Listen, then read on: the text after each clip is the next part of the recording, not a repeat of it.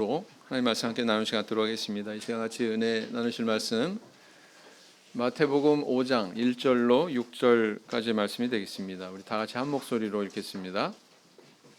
1절 시작. 예수께서 무리를 보시고 산에 올라가 앉으시니 제자들이 나아온지라 입을 열어 가르쳐 가라사대 심령이 가난한 자는 복이 있나니 천국이 저희 것이며 애통하는 자는 복이 있나니 저희가 위로를 받을 것이미요 온유한 자는 복이 있나니 저희가 땅을 기업으로 받을 것이미요 의에 줄이고 목마른 자는 복이 있나니 저희가 배부를 것이미요. 여기까지 읽었습니다. 어떤 아이가 6살 때 아버지랑 같이 차를 타고 가다가 과속 운전으로 경찰관에게 붙들렸습니다. 옛날에는 지금과 같이 과속 카메라가 단속하는 게 아니었죠. 사람이 단속하는데 이 경찰관이 이렇게 면허증 좀 보겠습니다. 그랬더니 면허증 밑에다가 5,000원짜리 지폐를 딱 넣어가지고 경찰관에게 건네줬습니다. 그러면서 아들에게 이렇게 말했다고 그래요. 걱정 마. 누구나 다 이렇게 한단다. 그 아이가 또 9살 됐을 때 어머니와 함께 시장에 갔는데 그 상점 점원이 실수로 거스름돈을 많이 거슬러 주었대요. 그랬더니 그것을 받아가지고는 어머니가 아들에게 이렇게 말했답니다. 얘야, 오늘은 참 재수가 좋구나. 이 청년이 16살 됐을 때 과일 가게에서 아르바이트를 했는데 그 과일 가게 주인은 항상 싱싱한 것은 제일 위에다 올려놓고 상하고 뭔가 흠집이 있는 것은 다 밑에다 놓더래요. 그리고 이 소년한테 그렇게 말했답니다. 야, 나도 먹고 살아야지. 그렇게 자란 청년이 대학에 들어가서 시험을 보는데 부정행위, 소위 컨닝을 하다가 발각이 돼가지고 징계 조치를 받게 됐어요. 그가 집에 돌아왔을 때 그 부모님이 이 청년에게 이렇게 말했답니다. 야, 내가 어떻게 그런 일을 저지를 수 있니? 우리 성도님들 어떻게 생각하세요? 당연한 귀결 아닐까요? 네. 세상에는 의롭고 정직함을 추구하는 사람들도 많지만 자신의 눈앞의 유익을 위해서 이런 의와 정직을 등 돌리는 사람도 적지 않습니다. 그 이유를 생각해 볼 때 이 정직한 사람이 항상 형통하고 불의한 사람은 항상 뭐가 꼬이고 막 이렇게 된다면 좋겠지만 세상이 그렇지 않은 경우도 많거든요.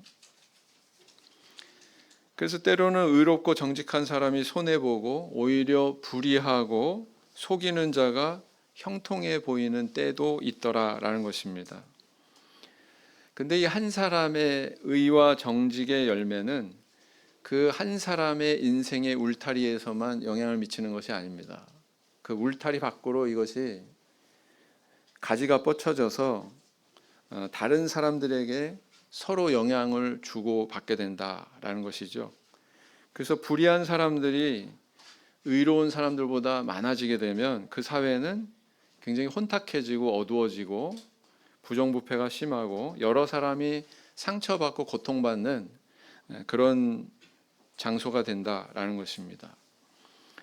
그래서 의와 정직을 지키는 사람들이 오히려 크게 고통을 당하는 경우도 있다라는 거예요. 이스라엘 역사 속에서도 그런 시기가 있었죠. 그래서 이 하박국 선지자가 기록한 그의 예언서에 이렇게 기록을 하고 있는 것을 우리는 발견하게 됩니다. 하박국 1장 4절을 보시겠습니다. 하박국 1장 4절 보시면 하박국 1장 4절 보시면 이렇게 기록하고 있습니다. 하박국 1장 4절 같이 읽겠습니다. 하박국 1장 4절 시작. 이러므로 율법이 해이하고 공의가 아주 시행되지 못하오니 이는 악인이 의인을 애워쌌으므로 공의가 굽게 행함이니이다. 그랬어요. 선지자가 볼 때 이런 세상이었다는 거죠. 그때 당시가. 오늘날 우리는 어떤 세상 속에 살고 있습니까? 나는 하나님의 자녀로서 내가 지금 살고 있는 이 세상 속에서 어떤 존재로 발견이 되고 있습니까? 성도로서 마땅히 지켜야 되는 어떤 그런 의와 정직의 길을 가고 있는지, 아니면은 그것 자체에 대한 이해가 혹시 잘못되어져 있는 것은 아닌지. 오늘은 이 산상보훈의 팔복 설교 가운데서 의에 줄이고 목마른 자는 복이 있나니, 이 말씀을 통해서 함께 묵상하고 은혜를 나누는 시간을 가지고자 합니다. 자, 개역 한글판 성경에 의라고 하는 이 단어는 헬라어로 디카이오 쉬네 이렇게 발음을 합니다. 이 디카이오 쉬네의 사전적인 의미는 의로움, 올바름, 이렇게 번역을 할 수가 있어요. 그런데 성경이 말하는 이 의로움, 올바름이란 과연 무엇을 의미할까요? 그것은 이 세상 기준과 같은 것일까요? 아니면은 하나님께서 이렇게 성경을 통해서 우리에게 가르치는 고유한 그런 개념일까요? 우리가 이제 이 답을 구하기 전에 먼저 주목해야 되는 커다란 전제가 있습니다. 커다란 성경의 전제는 뭐냐면, 첫째, 죄로 타락한 인간은 결코 의의 기준을 소유할 수 없다. 의의 기준을 제시할 수 없다라는 것입니다. 왜 그럴까요? 자, 한번 우리 실험해 봅시다. 우리 성도님들 앉은 상태에서 북쪽으로 한번 가려보세요. 눈 감으시고 북쪽을 하나, 둘, 셋. 어느 쪽이에요? 예, 지금 딱 보니까 우리 황 집사님하고 김정미 자매님은 전혀 반대 방향을 가르치셨어요. 어떤 사람은 제대로 북쪽 가르치겠지만 다른 사람들은 엉뚱한 방향을 가르치는 경우가 있죠. 자, 이것으로 볼 때 인간의 어떤 그런 주관적인 감각을 통해서 정확하게 북쪽을 알 수 있다 없다? 서로 황 집사님이 맞았다고 쳐요. 아니, 김정민 사님이 맞았다고 쳐요. 맞는다고 치더라도 이 각도가 정확하다고 이야기할 수 있어요, 없어요? 예. 그 정확한 각도를 알기 위해서는 필연적으로 필요한 물건이 있습니다. 그게 뭘까요? 나침반이죠. 나침반. 아니야, 이쪽이 북쪽이야. 아니야, 저쪽이 북쪽이야. 예. 그렇게 다툴 필요 없이 나침반을 가져다 놓고 딱 놓으면 어디가 정북인지를 정확하게 알 수 있게 됩니다. 맞죠? 예. 그런 것입니다. 그래서 사람의 감각은 믿을 것이 못 되듯이 인간이 가지고 있는 어떤 그런 주관적인 기준은 믿을 게 된다 못 된다 못 된다. 오직 절대 선을 소유하신 하나님만이 마치 나침반처럼 우리에게 올바른 방향을 제시할 수 있는 것이다 라는 것입니다. 그래서 인간은 의의 기준을 소유할 수 있어요, 없어요? 절대로 소유할 수가 없다라는 이 전제를 우리는 처음으로 기억을 해야 된다라는 것입니다. 고린도후서 10장 12절 말씀을 보시겠습니다. 고린도후서 10장 12절 말씀. 고린도후서 10장 12절 말씀 같이 읽겠습니다. 고린도후서 10장 12절. 우리가 어떤 자기를 칭찬하는 자로 더불어 감히 짝하며 비교할 수 없노라. 그러나 저희가 자기로서 자기를 헤아리고 자기로서 자기를 비교하니 지혜가 없도다. 마지막 부분에 보면 자기로서 자기를 헤아린다. 자기로서 자기를 비교한다. 이렇게 얘기하고 있죠. 한마디로 우물안 개구리란 얘기죠. 그 다음 둘째는 뭐냐면은, 둘째 전제는 다수결은 의와 정직의 기준이 될 수 없다는 것입니다. 다수결이 의와 정직의 기준이 될 수 없다. 이 전제예요. 우리가 살아가는 이 사회는 어떤 의견에 아주 많은 사람들이, 절대 다수의 사람들이 그것을 찬성하고 지지하고 손을 들어주면 그것이 옳다, 이것이 정의다 이렇게 여기는 경향이 있습니다.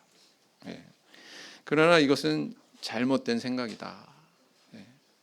예를 들어서 동성애에 대해서 여러 나라들이 이것을 수용하고 포용하는 그런 입장을 취하고 있습니다.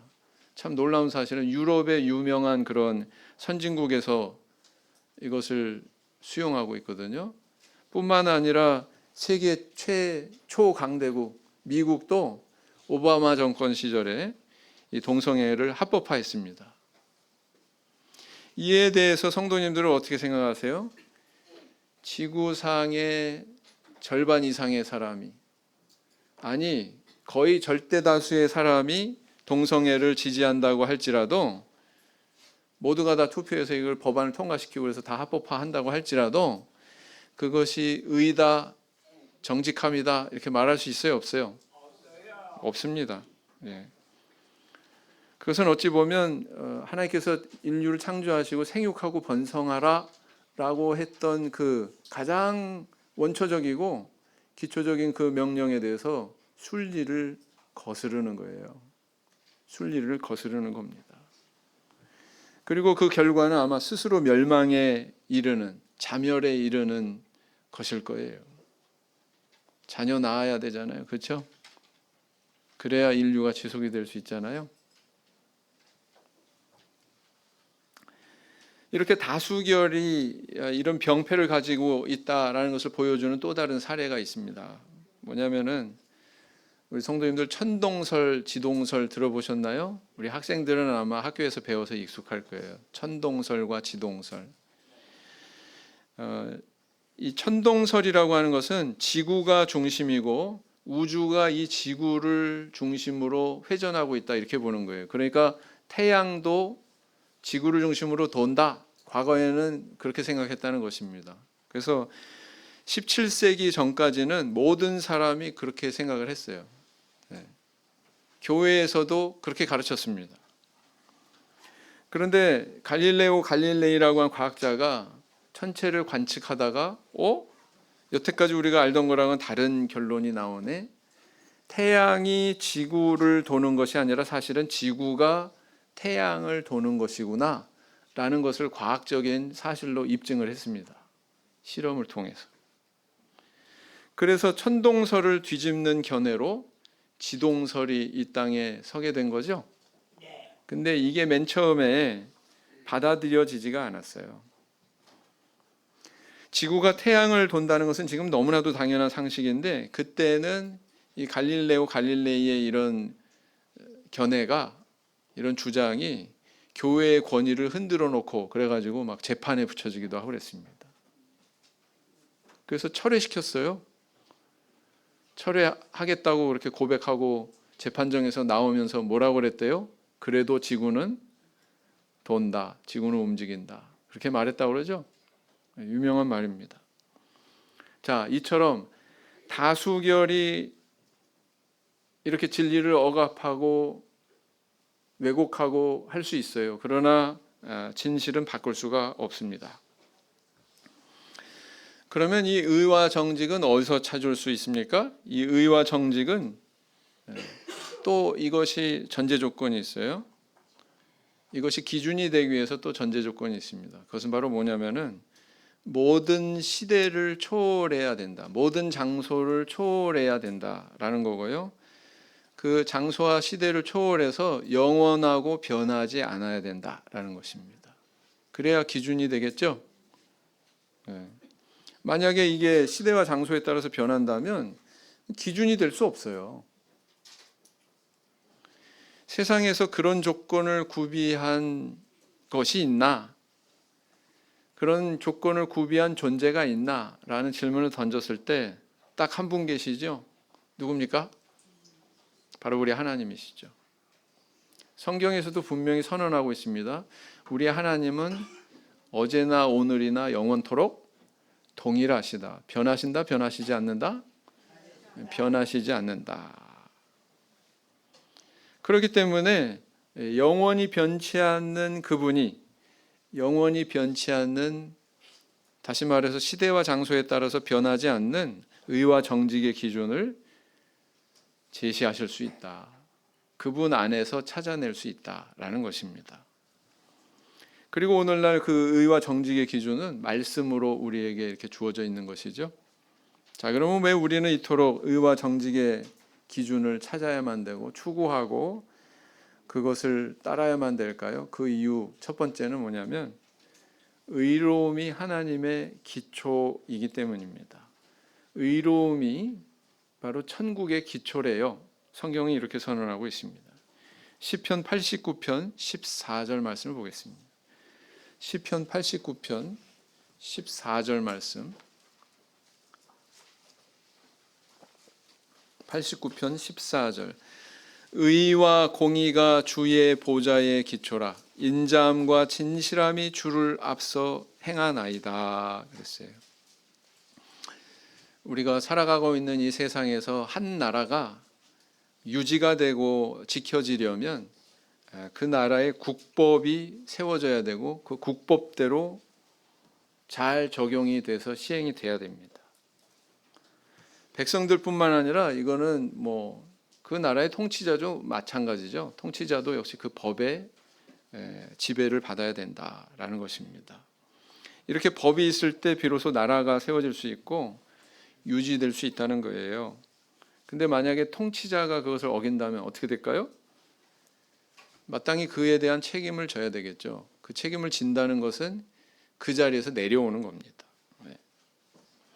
우리 하나님 나라도 근데 마찬가지예요. 세상 나라뿐만 아니라 우리 하나님 나라에도 하나님 나라의 법이 있어요, 없어요? 있습니다. 그것을 제시하고 있는 게 이 산상보훈이에요. 이 하나님 나라에도 의로움과 공의가 있어야만 이 하나님의 나라가 세워질 수가 있습니다. 세상 나라만 그런 게 아니라는 거예요. 만약에 근데 하나님께서 불의가 있으셔. 단 한 건의 불의라도 만약에 행하신다면 그것은 곧 뭘 의미할까요? 하나님은 이 세상의 심판자가 되실 수 있다, 없다? 없다는 것을 의미합니다. 불의를 행한 자가 심판자가 될 수 있어요? 재판석에 앉을 수 있습니까? 밤에 막 야간에 돌아다니면서 온갖 범죄 다 저지르는 사람이 낮에는 법복을 딱 입고 차려입고서 판사석에 앉아 있을 수 있어요, 없어요? 그런 상황은 용납될 수 없는 거죠. 네. 그럼 똑같다라는 얘기입니다. 그래서 이 하나님께는 그런 불완전한 모습이, 불의한 모습이 요만큼도, 손톱만큼도 존재하지 않기 때문에 그분이 심판자가 되실 수 있는 거죠. 그러면 우리는 어떻게 그 의와 정직을 쫓을 수 있을까요? 어떻게 하면 우리 하나님께서 제시하시는 의와 정직의 기준을 쫓을 수 있을까요? 그것을 이루기 위해서 가장 제1보가 가장 먼저 내디딛는 일보가 뭐냐면은 그분과 관계를 맺는 겁니다. 그분이 제시하신 방법을 통해서 그분과 관계를 맺는 거예요. 마태복음 3장 15절 말씀을 보시겠습니다. 마태복음 3장 15절 말씀. 마태복음 3장 15절 말씀. 함께 읽겠습니다. 15절. 예수께서 대답하여 가라사대 이제 허락하라. 우리가 이와 같이 하여 모든 의를 이루는 것이 합당하니라 하신대 이에 요한이 허락하는지라 그랬어요. 세례 요한은 예수님이 세례를 받으시겠다고 자신 앞으로 나아올 때에 뭐라고 얘기했습니까? 그 앞절에서 아니 내가 당신한테 세례를 받아야 되는데 당신이 내게로 오십니까? 이렇게 질문하죠. 그랬더니 예수님께서 뭐라고 말씀하시냐면은 이제 허락하라. 우리가 이와 같이 하여 나와 내가 이와 같이 하여 모든 의를 이루는 것이 합당하니라 이렇게 말씀하셨다는 거예요. 여기서 말하고 있는 예수님께서 말씀하시고 있는 모든 의를 소상하게 다 풀어서 설명할 수는 없지만 분명한 사실은 예수님과 세례 요한 사이의 이 대화에서 예수님은 단순히 세례가 죄 씻고 그런 차원에서만 이야기하는 게 아니라 굉장히 커다란 포괄적인 개념을 동원해서 지금 이야기하고 계시다는 거예요. 그게 바로 뭐냐면은 모든 의입니다. 모든 의. 예. 세례란 단순히 죄 사함 받아서 깨끗하게 되는 것 이상의 의미가 있다는 거예요. 세례 받으면 그것은 뭘 의미하느냐? 내 안에는 이런 의로움을 기대할 수 있는 요소가 없으니 나는 하나님만 의지하겠습니다. 하나님이 이 의의 문제에 대해서 해결해 주세요. 이런 고백이라는 거예요. 뭐가요? 세례 받는 게. 나는 죄인이니 하나님이 의로우신 방법으로 나를 불의에서 벗어나게 해주세요. 이렇게 요청하는 거와 같다는 거예요. 세례 받는 게. 네. 그래서 이렇게 하나님 안에서 의로움을 기대한다는 의미다라는 것입니다. 세례 받는 게. 그래서 예수님은 이렇게 세례 요한에게 말씀하신 것이죠. 미국을 이민을 간 사람이 그 나라 시민권을 얻게 되면 어떻게 돼요? 미국의 헌법을 준수해야 되는 그런 책임과 의무가 발생하게 되죠. 그런데 그런 책임과 의무만 발생하는 것이 아니라 사실은 미국 시민으로서의 권한을 누릴 수 있는 그런 자격이 주어집니다. 그렇지 않습니까? 미국 시민권이 있으면 북한에도 들어갈 수 있어요. 네? 미국 시민권이 있으면은 다른 나라의 뭐 막 이런 그 불량배들이 함부로 할 수가 없습니다. 예. 나쁜 사람들이 함부로 대할 수가 없어요. 그런 어떤 권한을 누리게 된다라는 것입니다. 그래서 그 미국의 국법의 그런 의무와 책임을 다할 때 뭐 세금도 내고, 그죠? 그래서 그 의무를 다할 때 그 나라의 은혜와 혜택을 받게 된다. 그런 것처럼 하나님 나라도 마찬가지라는 거예요. 하나님 나라도. 기업의 존재 목적은 뭐예요? 이윤 추구죠. 그런데 때로 이 이윤을 극대화하기 위해서 의와 정직을 버리는 경우가 있습니다. 그래서 뭐 관공서 로비에다가 무슨 뭐 분식 회계에다가 또 제품을 만드는데 무슨 불량 재료 같은 것을 섞어 가지고 만든다든가 뭐 그다음에 또 자기들 만든 재화 같은 것에서 그 뭐 불법 폐기물 이런 것들을 배출을 한다든가 뭐 이런 그 불법을 저지르는 경우가 있어요, 없어요? 있습니다. 그런데 어떤 기업은 이렇게 투명 경영, 뭐 투명 회계 이런 거 실천해 가지고 정부로부터 또 뭐 표창도 받고 막 칭찬도 받고 그러지 않습니까? 그리고 소비자들도 그런 기업에 대해서는 아주 좋은 인식 가지고 그 기업의 물건을 더 이렇게 소모해 주기도 하고 소비해 주기도 하고 그렇습니다. 예. 그런데 한번 생각해 보면 정직하고 투명하다고 뭐 이렇게 칭찬받고 할 필요가 있어요, 없어요? 사실은 당연한 거 아니에요? 상식 아닙니까? 당연한 거죠? 네.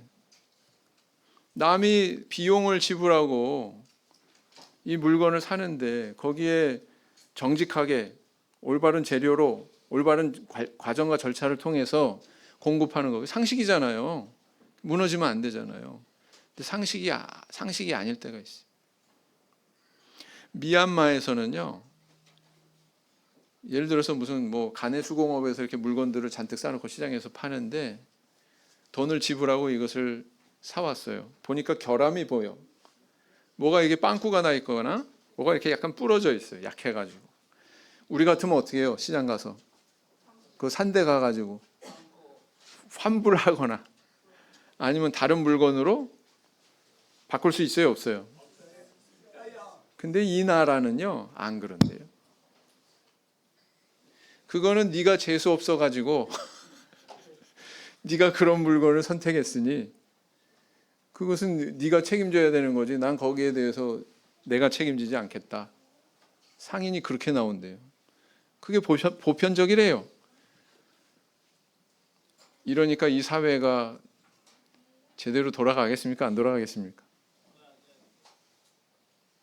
그런 거예요. 이것은 당연하게 여겨야 되고 쫓아야 되는 상식인데 이게 안 지켜질 때도 있다 없다? 있다. 성경에 보면 다윗이 사울 왕을 죽일 수 있는 절호의 기회가 있었습니다. 있었죠? 근데 2번씩이나 그 기회가 주어졌는데 다윗은 사울 왕을 죽이지 않았어요. 그의 무기만 살며시 이렇게 챙긴다든가 옷자락을 벤다든가 뭐 이런 그런 행동만 보였지 죽이지 않았습니다.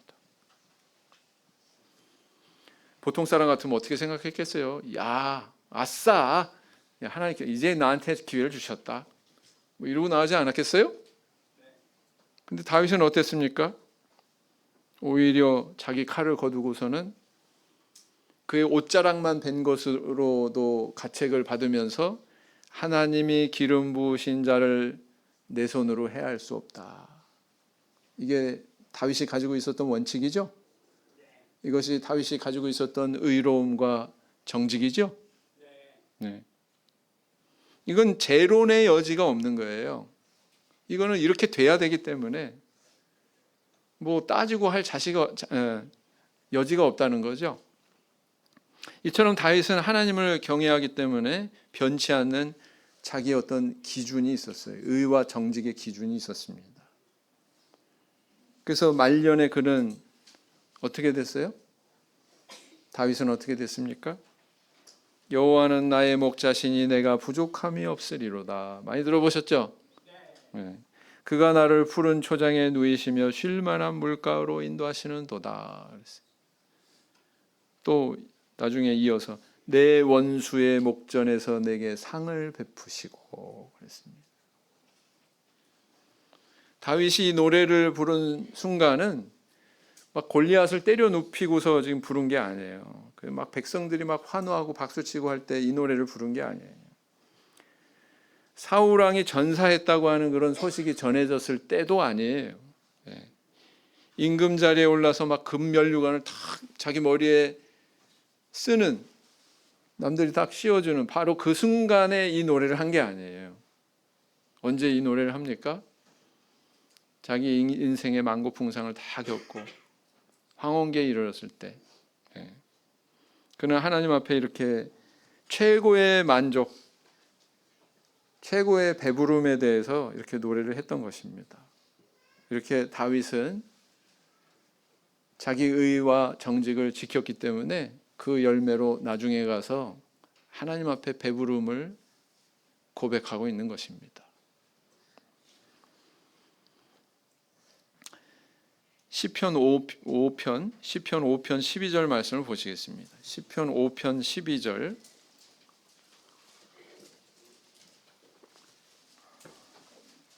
시편 5편 12절 말씀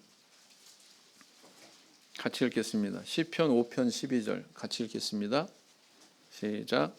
여호와여 주는 의인에게 복을 주시고 방패로 함같이 은혜로 저를 호위하시리이다 그랬어요. 의와 정직을 지키는 자에게는 하나님이 방패가 되어 주시고요. 또 하나님이 호위하신다고 그렇게 이야기하고 있습니다. 그런데 우리 성도님들이 만약에 형통을 위해서 불의와 부정직의 길을 가게 되면 어떻게 될까요? 그러면 어떻게 될까요? 성경에서는 악인이 형통한 게 죄다 이렇게까지 이야기하고 있습니다. 만약에 우리가 그런 길을 가게 된다면 거기에 하나님의 방패가 있을까요? 없을까요? 하나님의 호위하심이 있을까요? 없을까요? 없습니다. 우리가 정직한 길을 가다가 고난을 당하면 하나님께 부르짖어 가지고 이렇게 도움도 받을 수 있어요. 방패가 되어 주시고 호위해 주겠다고 이렇게 약속하고 계시잖아요. 그런데 우리가 불의의 길을 가다가 고난을 당하게 되잖아요. 이 하나님 앞에 구할 면목이 없어요. 그렇지 않을까요? 나는 시컷 불의한 길 가면서 막 교통법규 다 어겨가면서 오늘 교통사고 안 나게 해주세요 라고 하는 거랑 똑같은 거잖아요. 그렇지 않습니까?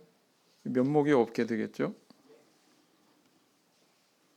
그러니까 이 땅에서 사는 동안 우리 하나님의 자녀이기 때문에 하나님께서 만약에 이런 약속을 하고 계시다면 의와 정직으로 우리의 인생의 길을 가시는 저 우리 성도님들 마땅히 되어야 되지 않겠습니까? 그런 길을 가는 저 우리 성도님들 되길 원합니다. 두 번째는 뭐냐면 의가 세상에서 승리를 약속하기 때문이다라는 것입니다. 의와 정직이 승리를 약속하고 있기 때문이다라는 것입니다. 요한복음 16장 33절을 보시겠습니다. 요한복음 16장 33절 같이 읽겠습니다. 요한복음 16장 33절 같이 읽겠습니다. 33절 이것을 너희에게 이름은 너희로 내 안에서 평안을 누리게 하려 함이라. 세상에서는 너희가 환난을 당하나 담대하라. 내가 세상을 이기었노라 하시니라. 예수님께서 마지막에 뭐라고 그래요? 내가 세상을 이기었노라 이렇게 말씀하셨어요. 예수님은 십자가를 지셨는데 이 십자가 사건에서 발견되는 아주 흥미로운 사실이 있어요. 매우 다양한 계층의 불의가 하나로 혼합이 돼서 이 사건에 연루되어 있다는 점입니다.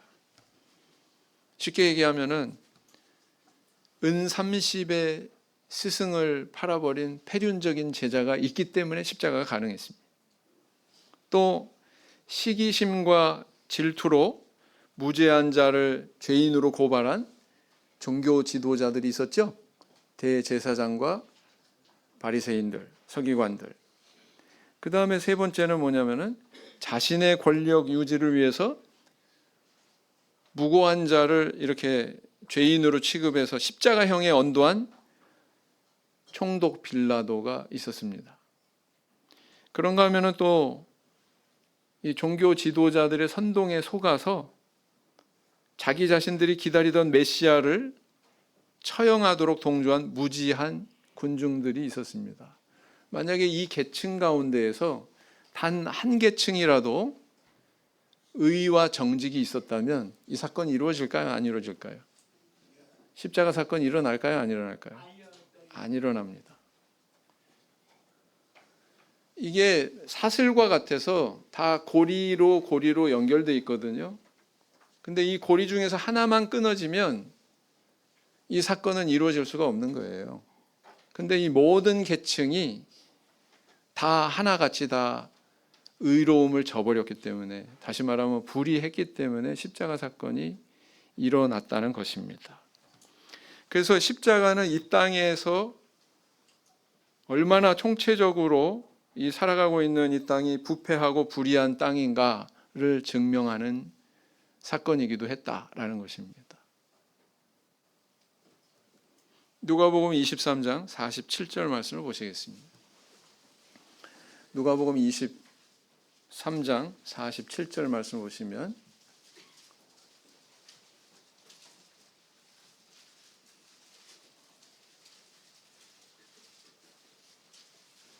누가복음 23장 47절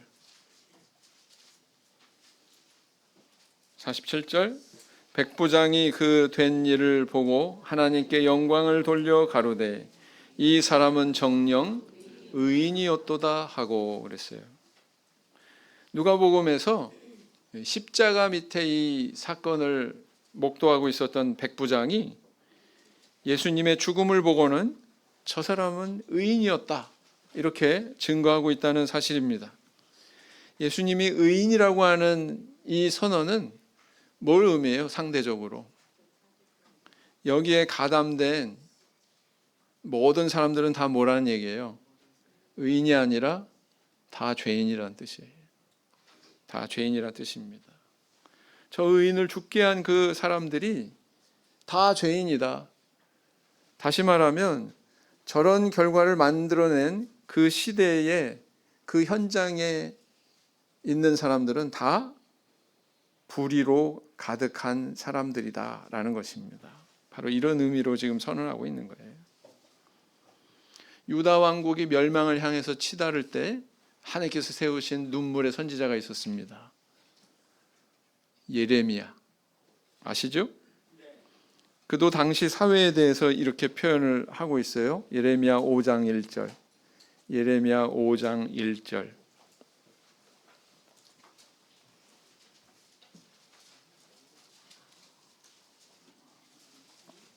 예레미야 5장 1절. 예레미야 5장 1절.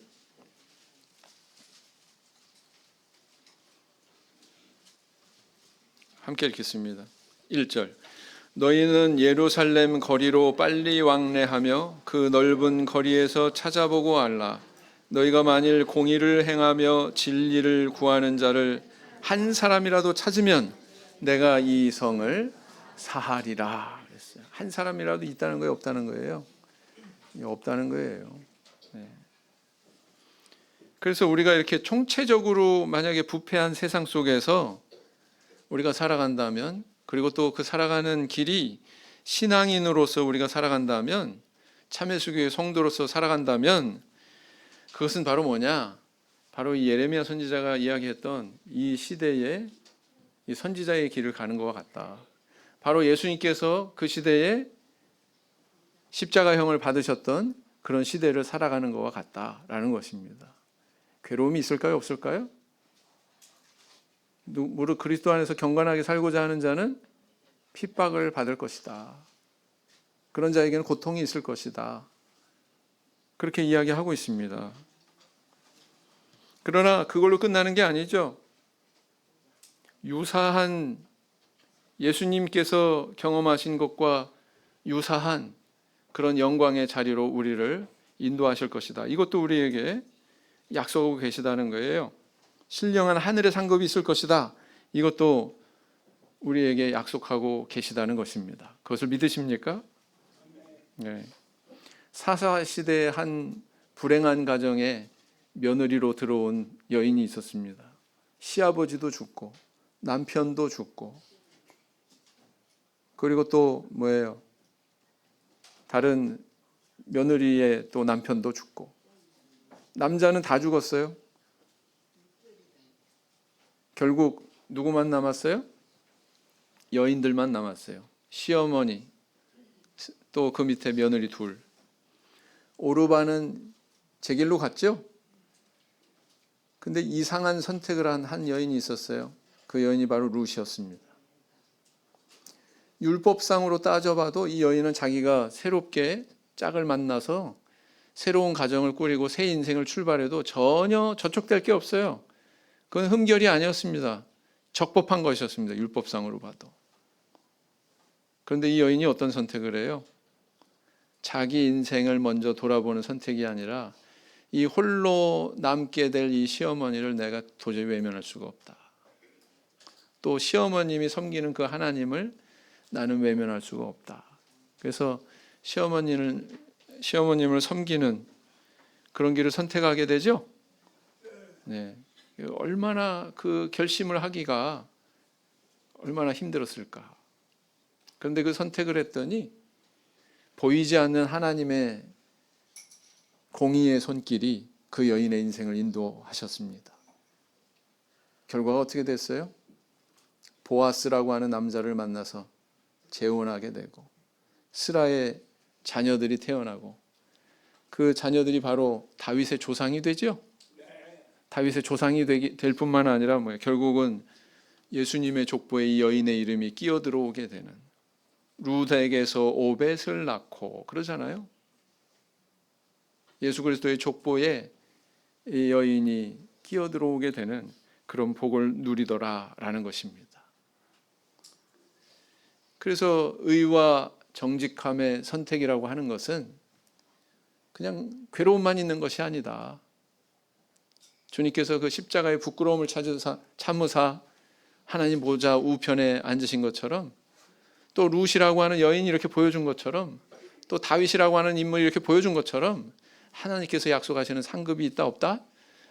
있다라는 것을 우리에게 이야기해 주고 있는 것입니다. 이것을 믿고 의와 정직의 길을 걸어갈 줄 아는 저 우리 성도님들 되길 원합니다.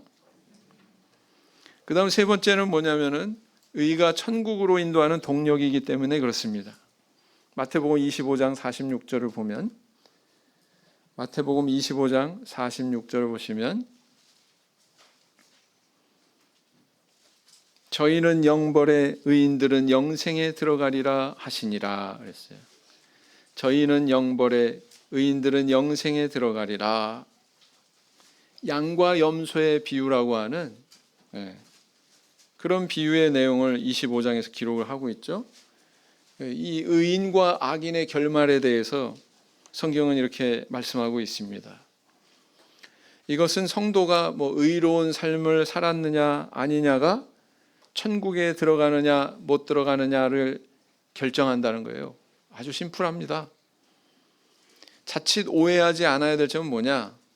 유대교의 율법주의 신앙처럼 공로주의를 말하고 있는 게 아니에요. 이것은 내가 공덕을 막 이렇게 계속 높게 쌓아가지고 그 결과로 천국에 들어간다, 이런 공로주의 신앙을 이야기하는 게 아닙니다. 이 비유는. 그렇죠? 네.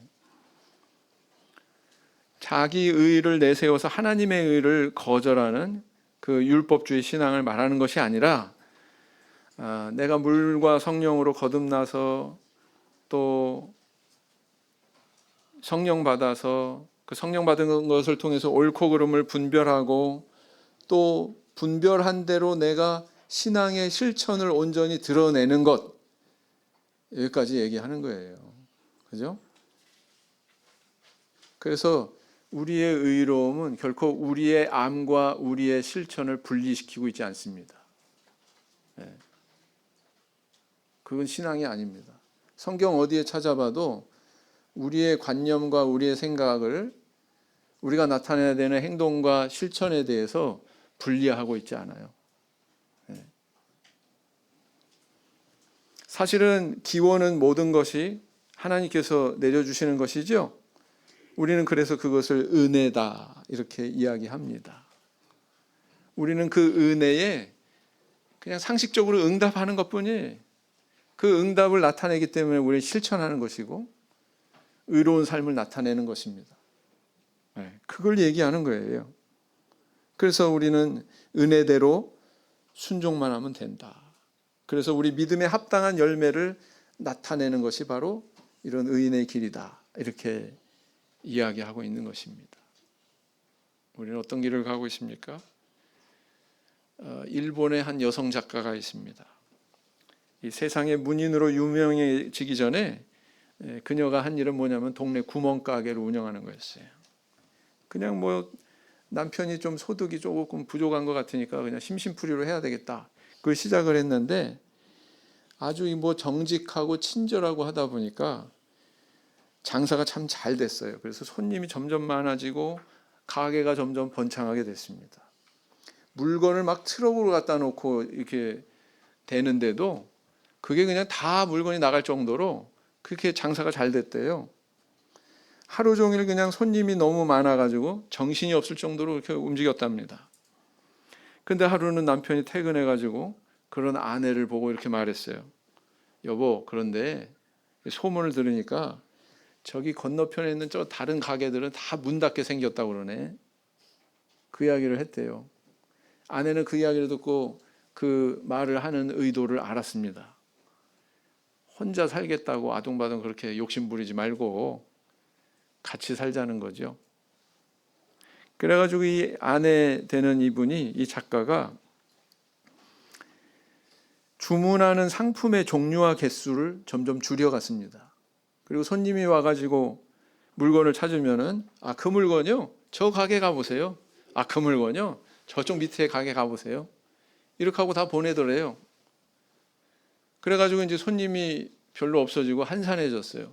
그래가지고 이분이 뭘 했냐면은 그 시간에 이제 문학 작품을 읽고 또 한편으로는 또 작품도 쓰고, 그래가지고 틈틈이 쓴 그 작품을 한 신문사에서 공모전이 있었는데 거기에 출품을 하게 됩니다. 자기가 쓴 소설을. 출품을 했는데 어떻게 되냐면 대상이 됐어요. 대상에 당첨이 됐습니다. 당선이 됐어요. 그래가지고 이렇게 세상에 나온 소설이 바로 빙점이라고 하는 소설입니다. 아마 한 번쯤 들어보셨을 거예요. 뭐 TV의 드라마로도 나왔으니까 굉장히 유명한 소설이거든요.